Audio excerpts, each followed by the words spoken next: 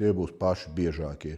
Un tagad droši vien mēs varam izdalīt, ja teiksim, mēs ņēmām tikai sievietes, un sievietēm droši vien topā būtu dzelzs.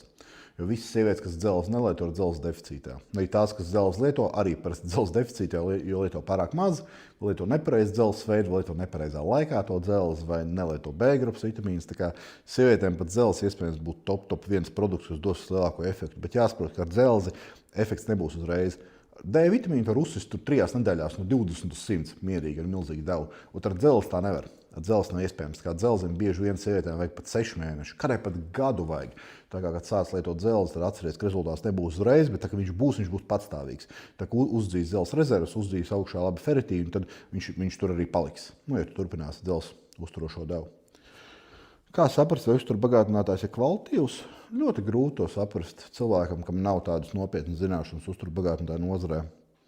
Ļoti grūti. Tas arī bija viens no iemesliem, kāpēc mēs uzņēmumu izveidojām, kas redzēja, ka tirgu ir pa lielam 90% drāņķi visādi.